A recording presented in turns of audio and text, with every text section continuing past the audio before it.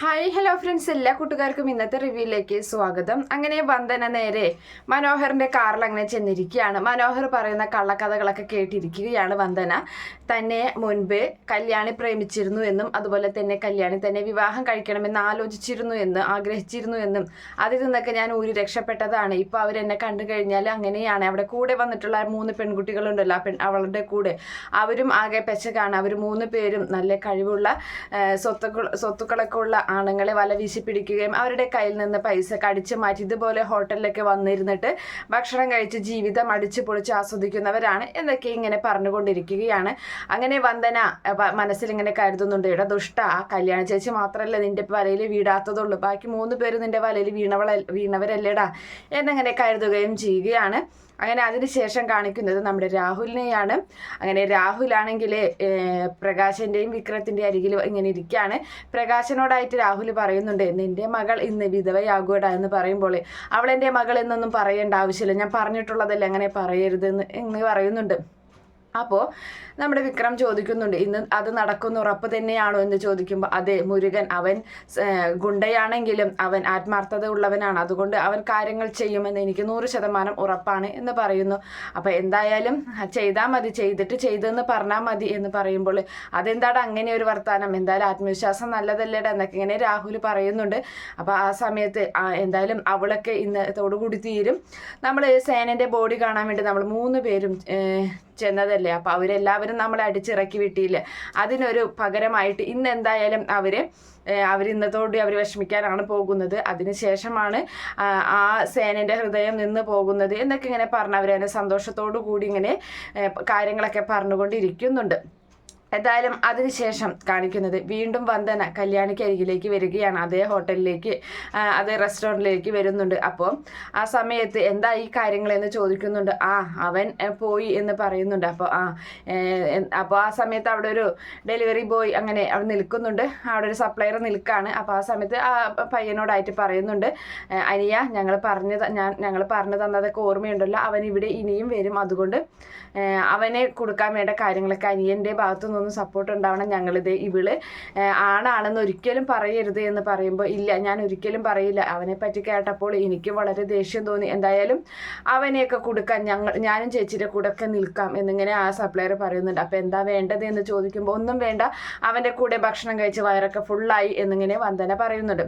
അത് ശരിയാണ് എന്നിങ്ങനെ ചിരിച്ചിട്ട് പറയുകയാണ്, എന്തായാലും 5 ഐസ്ക്രീം എടുത്തോ എന്ന് പറഞ്ഞിട്ട് ചേച്ചി എന്നും പറഞ്ഞ് ആ സപ്ലയർ അവിടെ നിന്നും പോകുന്നുണ്ട്. അങ്ങനെ കല്യാണി ചോദിക്കുകയാണ്, എന്തായി, അവൻ എന്ത് കള്ളക്കഥയാണ് പറഞ്ഞത്, എന്തിനാ പിന്നെ അമ്പലത്തു കൂടെ പോയി എന്ന് പറഞ്ഞത് എന്ന് പറയുമ്പോൾ അയ്യോ അത് പറയാതിരിക്കുക ഭേദം എന്ന് പറയുന്നത്. അപ്പോൾ എന്താ കാര്യം എന്ന് ചോദിക്കുമ്പോൾ കല്യാണി ചേച്ചി അവനെ ആദ്യം പ്രേമിച്ചിരുന്നു എന്നും അതുപോലെ കല്യാണി ചേച്ചി എന്നെപ്പോലെ സംസാരിക്കാൻ മുൻപ് കഴിയാത്തവരായിരുന്നു, അതുകൊണ്ട് തന്നെ ചേച്ചിയെ അവനക്കൊരു അനുകമ്പയ്ക്ക് ഉണ്ടായിരുന്നു, അതിൽ കയറി ചേച്ചി പിടിച്ചു, അതുപോലെ ഒരു വിധത്തിലാണ് കല്യാണി ചേച്ചിയുടെ കയ്യിൽ നിന്നും രക്ഷപ്പെട്ടു പോയത് എന്നൊക്കെയാണ് അവനുണ്ടാക്കിയ കഥ എന്ന് പറയുന്നുണ്ട്. അവനല്ലെങ്കിലും അപ്പോൾ കല്യാണി പറയാണ്, അവനെ മിണ്ടാത്ത പെൺകുട്ടികളോട് ഇത്തിരി അനുകമ്പ കൂടുതലുണ്ട്, അത് കാണിക്കാനാണ് അവൻ അങ്ങനെ പറഞ്ഞത് എന്ന് പറയുന്നുണ്ട്. കല്യാണി ചിരിക്കുന്നുണ്ട് കേട്ടോ. ആ സമയത്ത് നിത പറയുന്നുണ്ട്, അവനക്ക് മിണ്ടാത്ത പെൺകുട്ടികളോടല്ല താല്പര്യം, അവന് സ്വത്തും പണമൊക്കെ ഉള്ള പെൺകുട്ടികളോടാണ് താല്പര്യം, അങ്ങനെയുള്ളവരെയാണ്, അത് ഏത് വ്യക്തി അല്ലെങ്കിൽ പോലും വ്യക്തിത്വമൊന്നും ഇല്ല എങ്കിൽ പോലും അവൻ അങ്ങനെയുള്ളവരെയാണ് ഇഷ്ടം എന്ന് പറയുന്നുണ്ട്. അപ്പോൾ കല്യാണി പറയാൻ, അവൻ സ്നേഹിക്കുന്ന പെൺകുട്ടികൾക്കൊക്കെ വ്യക്തിത്വമുണ്ടെന്ന് അവനറിയാം, അതുകൊണ്ടാണല്ലോ നിങ്ങളെല്ലാവരും അതിൽ പെട്ടുപോയത്.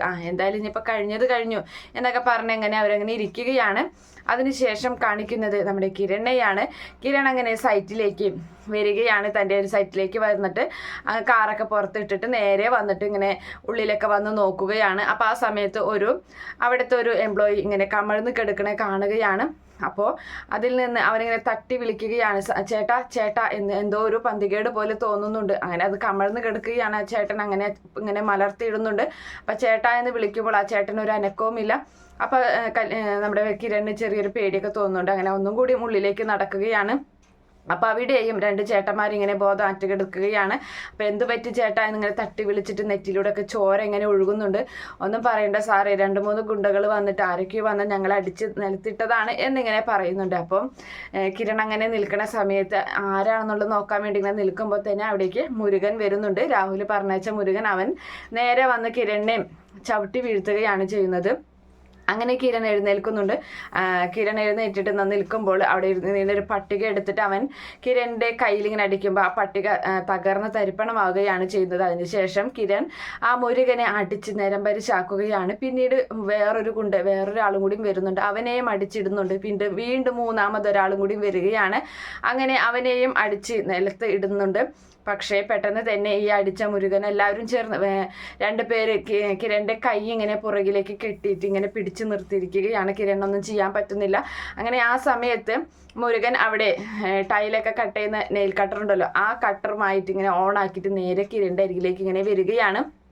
അപ്പോൾ കിരൺ ആകെ ഒന്ന് പേടിച്ച് നിൽക്കുന്നുണ്ട്. ആ സമയത്താണ് അവിടേക്ക് ബൈക്കിൽ ഒരുത്തൻ വരുന്നത്. വെളുത്തിട്ട് ഒരുത്തൻ വരികയാണ്. അങ്ങനെ ആ സമയത്ത് അവൻ വന്നിട്ട് അവൻ്റെ കയ്യിൽ നിന്നും മുരുകൻ്റെ കയ്യിൽ നിന്നും ആ നെയിൽ കട്ടർ ചവിട്ടി താഴെ ഇടുന്നുണ്ട്.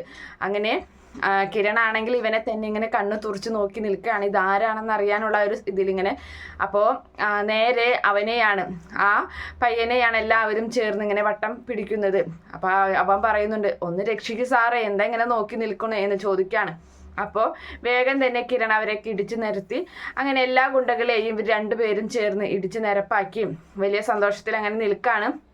അപ്പോൾ ആ സമയത്ത് നല്ല ദൈവഭക്തി ഉള്ളവനാണല്ലേ എന്നിങ്ങനെ ചോദിക്കുന്നുണ്ട് കിരണിനോട്. അപ്പോൾ അത് എന്ന് ചോദിക്കില്ല, അല്ലെങ്കിൽ ഞാൻ ഈ സമയത്ത് കൃത്യസമയത്ത് ഇവിടെ എത്തിയില്ലല്ലോ, ഇത്രയും അപകടം പിടിച്ച ഈ സമയത്ത് രക്ഷിക്കാനായിട്ട് എന്ന് പറയുന്നുണ്ട്.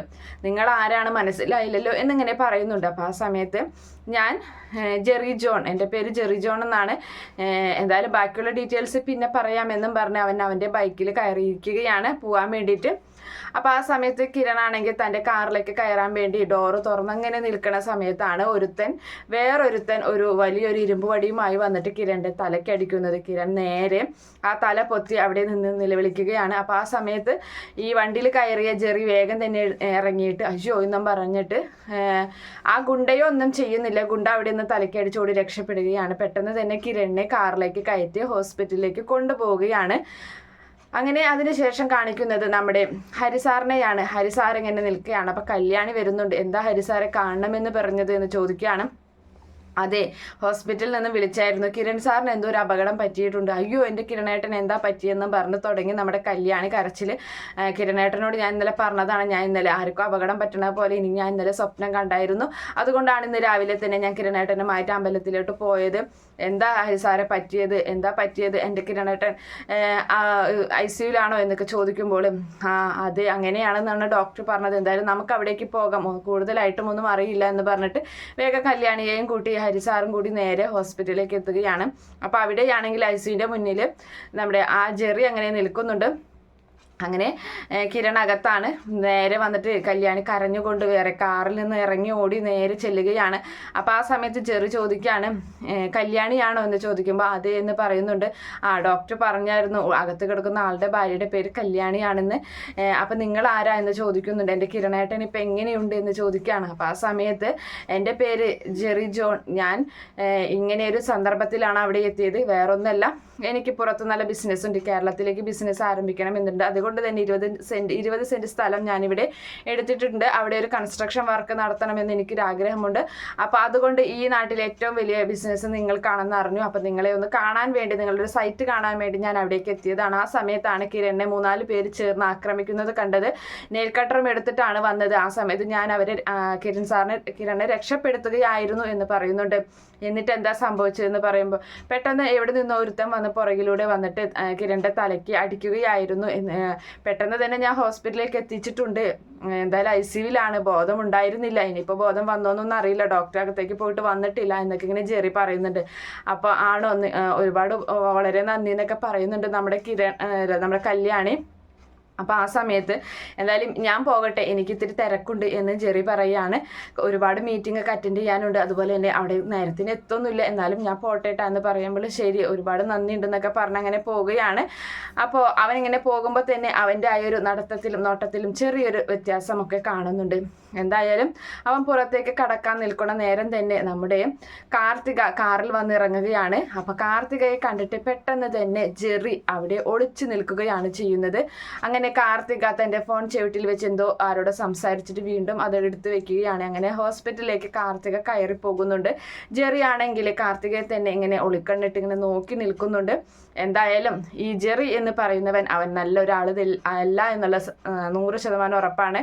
എന്തായാലും കിരണിനെ വീഴ്ത്താൻ വേണ്ടിയിട്ട്, നമ്മുടെ കിരണിനെ അപകടപ്പെടുത്താൻ വേണ്ടിയിട്ട് ഗംഗപ്രസാദായി അവതരിച്ചിട്ടുള്ള ഗംഗപ്രസാദ് തന്നെയാണ്. അവനാണ് ഈ ജെറി എന്ന പേരിൽ പുതിയ അവതാരമായി എടുത്തിട്ടുള്ളത്.